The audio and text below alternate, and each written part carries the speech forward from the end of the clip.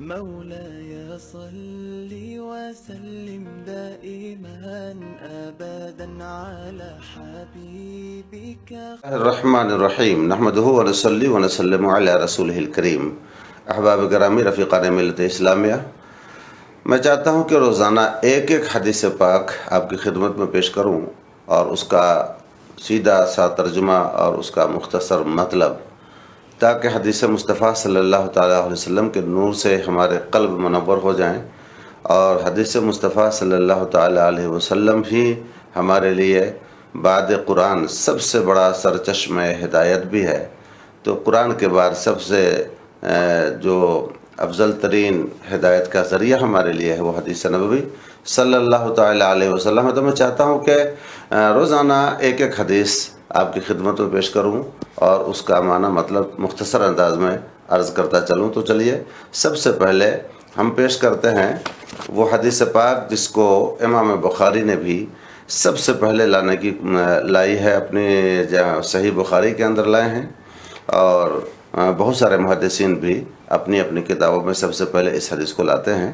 وہ حدیث اس طرح ہے: عن عمر بن الخطاب رضی اللہ تعالی عنہ قال قال رسول اللہ صلی اللہ علیہ وسلم انما الاعمال بالنیات وانما لامرئ ما نوى فمن كانت هجرته الى الله ورسوله فهجرته الى الله ورسوله ومن كانت هجرته الى دنيا يصيبها او امرأة يتزوجها فهجرته الى ما هاجر اليه۔ ترجمہ اس کا یہ ہوا، حضرت عمر بن خطاب رضی اللہ تعالی عنہ سے روایت ہے، انہوں نے کہا کہ رسول اللہ صلی اللہ تعالی علیہ وسلم نے فرمایا کہ تمام اعمال کا ثواب نیتوں سے ہے، تمام اعمال کا ثواب نیتوں سے ہے۔ مراد یہاں پر اعمال خیر ہیں، اور ہر آدمی کے لیے وہی ہے جو اس نے نیت کی۔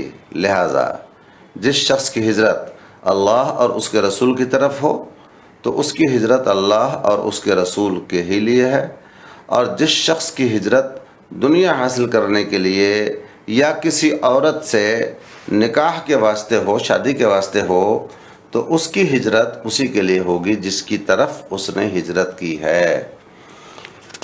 یہ حدیث پاک حضرت عمر بن خطاب رضی اللہ تعالی عنہ سے مروی ہے، جو خلیفہ دوم ہیں، امیر المومنین ہیں۔ آپ کی کنیت ابو حفص اور لقب فاروق ہے۔ آپ قدیم الاسلام ہیں۔ آپ 40 مردوں اور 11 عورتوں، یا 39 مردوں اور 13 عورتوں، یا 45 مردوں اور 11 عورتوں کے مسلمان ہونے کے بعد اسلام لائے۔ حضرت جبریل علیہ السلام نے بارگاہ نبوت میں حاضر ہو کر یہ خوشخبری سنائی کہ یا رسول اللہ، آسمان والے حضرت عمر کے اسلام لانے پر خوشی منا رہے ہیں۔ سبحان اللہ، آسمان والے حضرت عمر کے ایمان لانے پر خوشی منا رہے ہیں۔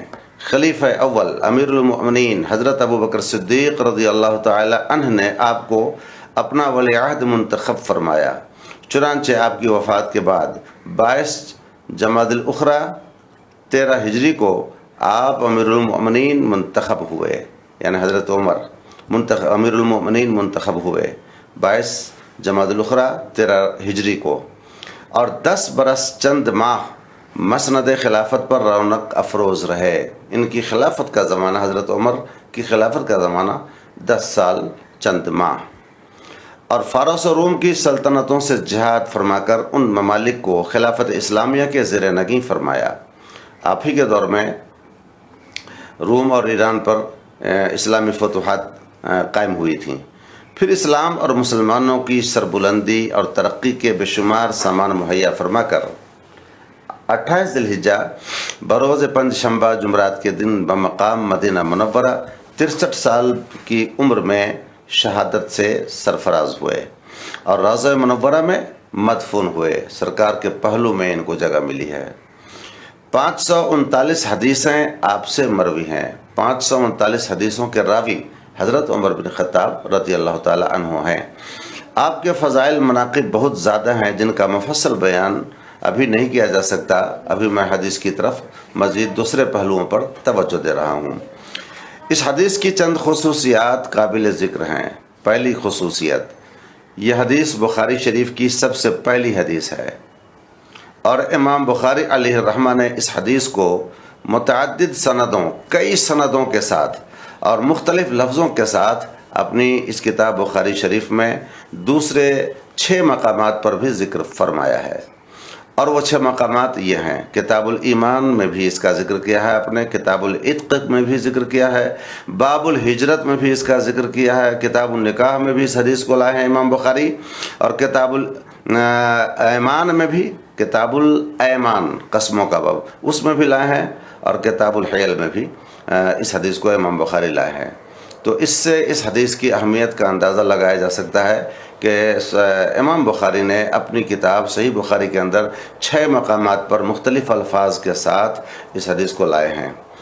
دوسری خصوصیت، امام مسلم، امام ترمذی، امام نسائی، امام ابن ماجہ، امام احمد، امام دارقطنی، امام ابن حبان، امام بہقی جیسے مسلم الثبوت اور بلند پایہ محدثین نے بھی اپنی اپنی کتابوں میں اس حدیث کو بڑی شان شوکت کے ساتھ نقل فرمائی ہے۔ یہ سارے کے سارے ائمہ حدیث یعنی محدثین کرام نے اپنی اپنی کتابوں میں اس حدیث کو لانے کا شرف حاصل کیا ہے۔ نمبر 3 جو اس کی خصوصیت ہے، محدثین نے اس حدیث کو ان بنیادی حدیثوں میں سے شمار کیا جن پر دین اسلام کا دار و مدار ہے۔ جن حدیثوں پر، جن امور پر اسلام کا دار و مدار ہے، ان بنیادی امور میں، بنیادی حدیثوں میں حضرت محدثین کرام نے اس حدیث کو بھی لائے ہیں۔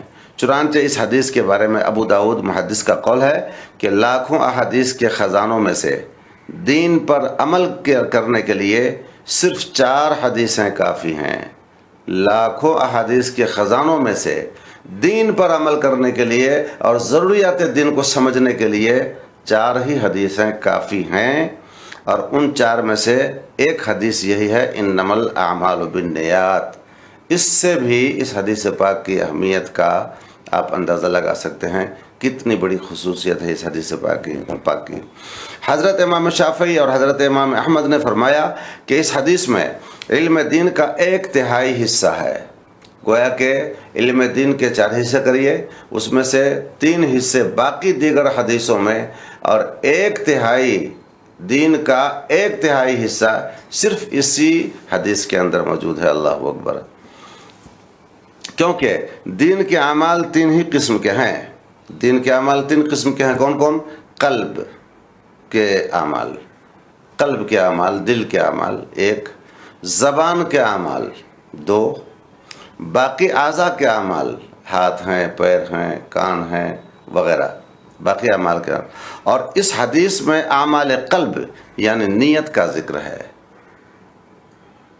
تو گویا کہ مکمل امور دین کو آپ 3 حصوں میں بانٹیں گے تو 2 حصے باقی حدیثوں کے لیے، اور 1 حصہ 1/3 دین صرف اس حدیث کے اندر موجود ہے۔ اسی حدیث سے پاک سے آپ سمجھ سکتے ہیں۔ تو اس میں اعمال قلب یعنی نیت کا ذکر ہے، خاص کر کے نیت کی اہمیت اس کے اندر بتائی گئی ہے۔ تو اس سے آپ اندازہ کر سکتے ہیں کہ اس حدیث کی کتنی بڑی حدیث باتیں ہیں۔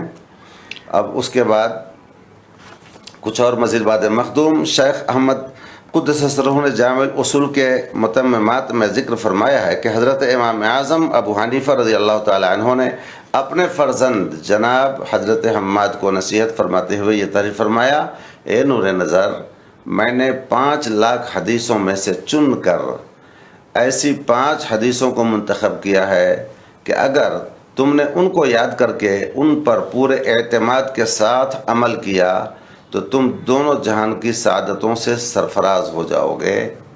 5 لاکھ حدیثوں میں سے میں نے 5 حدیثیں صرف منتخب کی ہیں۔ ان 5 حدیثوں کو اگر تم نے بنیادی طور پر سمجھ لیا اور اس پر مستقل مضبوطی کے ساتھ، استحکام کے ساتھ عمل کر لیا تو تم دونوں جہان میں سرفراز ہو جاؤ گے۔ وہ 5 حدیثیں یہ ہیں۔ کون سی ہے وہ 5 حدیثیں؟ اول، انما الاعمال بالنیات، یعنی پہلی حدیث یہی ہے، انما الاعمال بالنیات، یعنی تمام اعمال کے ثواب کا دار و مدار نیتوں پر ہے۔ دوسری حدیث کون ہے؟ آدمی کے اسلام کی خوبی میں سے یہ ہے کہ وہ تمام لا یعنی اور بیکار چیزوں کو چھوڑ دے، بیکار چیزیں، لایعنی چیزیں، جس کا کوئی مقصود نہیں، جس کی کوئی منزل نہیں، جس کا کوئی فائدہ نہیں، تو ان تمام بیکار باتوں کو، لایعنی باتوں کو چھوڑ دے۔ یہ حدیث ان 5 میں سے ایک یہ بھی۔ تیسری، تم میں سے کوئی شخص اس وقت تک مومن کامل نہیں ہو سکتا جب تک کہ وہ اپنے بھائی کے لیے، بھائی سے مراد وہ خونی بھائی نہیں، مطلب ایک ماں باپ کی اولاد والے بھائی نہیں، بلکہ بھائی سے مراد یہاں پر مومن، اسلامی بھائی۔ تو یہ سمجھ لیجیے گا کہ تم میں سے کوئی شخص اس وقت تک مومن کامل نہیں ہوتا جب تک کہ وہ اپنے بھائی مومن کے لیے اسی چیز کو پسند نہ کرے جس کو وہ اپنے لیے پسند کرتا ہے۔ جس کو اپنے لیے پسند کرتا ہے وہی دوسرے مومن بھائیوں کے لیے بھی پسند کرنے لگ جائے، تب جا کر کے اس کے اندر گویا کہ ایمان کامل آ جائے گا اور سمجھا جائے گا کہ اس کا ایمان مکمل ہوا۔ چہارم، حلال ظاہر ہے، حرام ظاہر ہے، الحلال بین والحرام بین، حلال ظاہر ہے، حرام ظاہر ہے، اور ان دونوں کے درمیان کچھ مشتبہ چیزیں بھی ہیں جن کو بہت سے لوگ نہیں جانتے۔ تو جو شخص ان مشتبہ چیزوں سے پرہیز کرتا رہا اس نے تو اپنے دین اور اپنی آبرو کو بچا لیا، اور جو شخص ان مشتبہ چیزوں میں پڑ گیا وہ کبھی نہ کبھی حرام میں واقع ہو جائے گا۔ جیسے وہ چرواہا جو حما یعنی محفوظ شاہی چراگاہ کے ارد گرد جانور کو چراتا ہے، تو ہو سکتا ہے کہ اس کا جانور کبھی نہ کبھی حما میں داخل ہو جائے۔ خبردار، ہر بادشاہ کے لیے حما ہوتی ہے، اور بے شک اللہ تعالیٰ کی حما اس کی حرام کی ہوئی چیزیں ہیں۔ سن لو اور یقین رکھو کہ بدن میں گوشت کا ایک ایسا ٹکڑا ہے کہ جب وہ درست ہو جائے گا تو پورا بدن درست ہو جائے گا، اور جب وہ فاسد ہو جائے گا تو پورا بدن فاسد ہو جائے گا۔ آگاہ ہو جاؤ کہ وہ دل ہے۔ وہ ٹکڑا کون ہے؟ وہ دل ہے۔ یہ خراب، سارا وجود خراب، یہ اچھا، پورا وجود اچھا۔ پنجم، کامل مسلمان وہ ہے جس کی زبان اور ہاتھ سے تمام مسلمان سلامت رہیں۔ من سلم المسلمون من لسانہ و یدہ۔ تو یہ 5 حدیثیں امام اعظم فرماتے ہیں کہ میں نے 5 لاکھ حدیثوں میں سے صرف 5 حدیثوں کو منتخب کیا ہے۔ ان 5 حدیثوں کو ابھی میں نے ذکر کیا تو آپ اندازہ فرما سکتے ہیں ان 5 میں سے اس حدیث کا بھی ذکر انہوں نے کیا، انما الاعمال بالنیات کو 1 لاکھ کے مقابلے میں۔ تو اس سے بھی اس حدیث کی اہمیت کا اندازہ آپ لگا سکتے ہیں۔